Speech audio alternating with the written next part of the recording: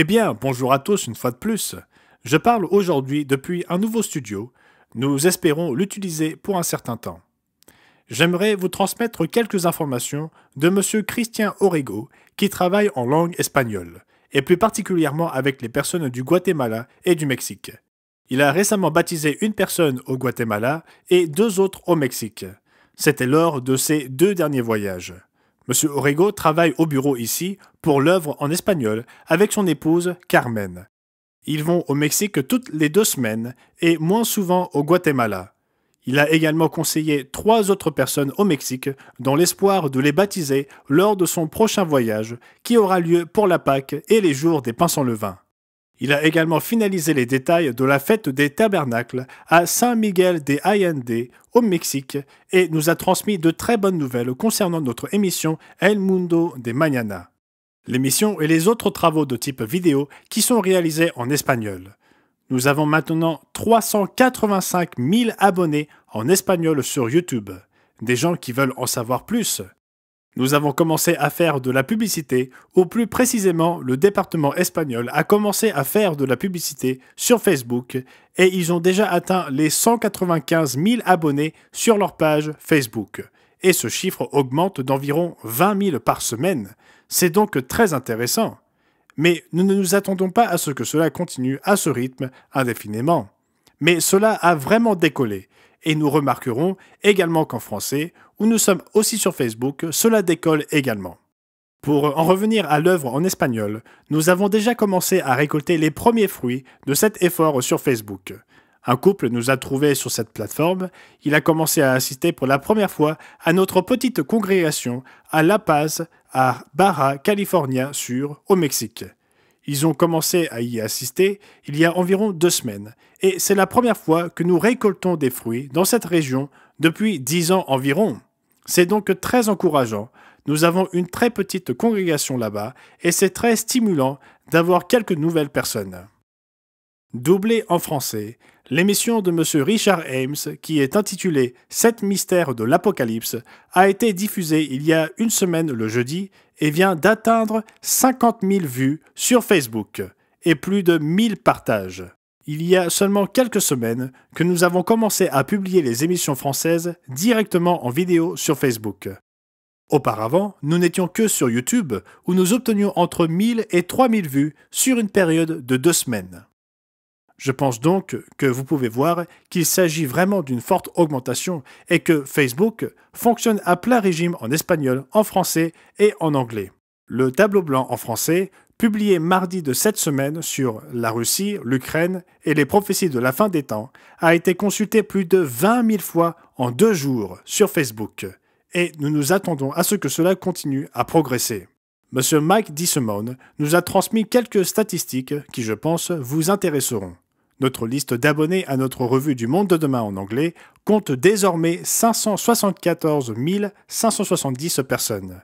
Elle continue d'augmenter, même si nous avons mis en place un programme de renouvellement régulier dans lequel nous avons réduit le terme d'abonnement de 3 à 2 ans pour ceux qui ne se manifestent pas de quelque manière que ce soit sur cette période. Les abonnés reçoivent davantage de revues depuis que nous sommes passés à 10 parutions en anglais par an. Cela représente 20 revues sur une période de 2 ans, contre 18 sur 3 ans auparavant. Donc s'ils ne se manifestent pas pendant 2 ans, nous pensons qu'ils ne sont probablement pas intéressés. S'ils n'ont rien commandé ou montré un quelconque intérêt, nous leur envoyons donc un courrier pour leur demander s'ils sont toujours intéressés par notre revue. Nous ne souhaitons pas les maintenir abonnés s'ils ne sont pas intéressés. Ce mois-ci, nous avons connu un fort pic pour le cours de Bible correspondant aux leçons 5 à 8. Et il nous suffit encore de 12 autres demandes aujourd'hui pour atteindre le record de 2013. Cela exclut une offre semestrielle spéciale faite en février 2020. C'est très encourageant. Il est facile d'amener les gens à s'inscrire au cours de Bible. Je devrais dire que c'est beaucoup plus facile. Nous avons beaucoup de personnes qui commencent, mais pour celles qui veulent passer à la série des leçons suivantes, c'est une démarche vraiment importante. Nous constatons que très peu de gens le font, pas autant. Le nombre de participants diminue considérablement quand on passe à la prochaine série.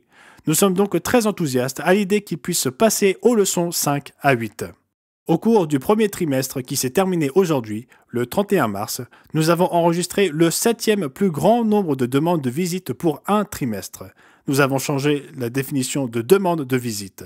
Il s'agit d'une personne qui a exprimé son intérêt pour l'église ou le baptême, ou qui souhaite parler à un ministre. C'est le 7e trimestre le plus élevé, ce qui est positif et prometteur, et nous avons eu le 5e plus grand volume de réponses aux émissions télévisées en anglais depuis que nous avons commencé à diffuser l'émission.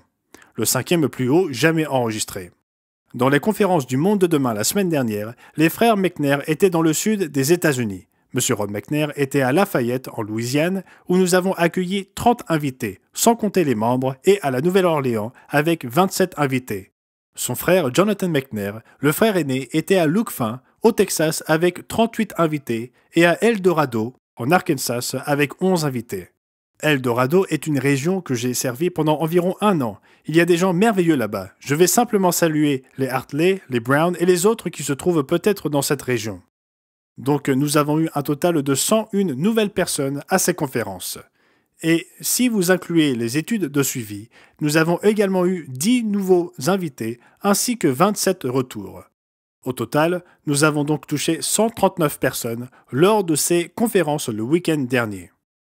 Nous avons des conférences à venir à Vancouver, en Colombie-Britannique au Canada. C'est prévu pour le 2 avril. Nous sommes très enthousiastes à ce sujet. C'est la première conférence en 2 ans que nous avons eue. Nous sommes donc très heureux qu'il soit en mesure de recommencer ces conférences du monde de demain. Et nous avons aussi 5 études de suivi ici aux États-Unis ce week-end. J'ai écrit une lettre assez longue dans notre bulletin hebdomadaire, qui est un peu plus long que d'habitude, sur le sujet du programme de l'éducation living ici à Charlotte. Et je vais laisser cela parler de lui-même. Voici donc les nouvelles de la semaine se terminant le 2 avril 2022. C'était Gérald Weston pour l'Église du Dieu vivant. J'espère que vous passerez un merveilleux sabbat.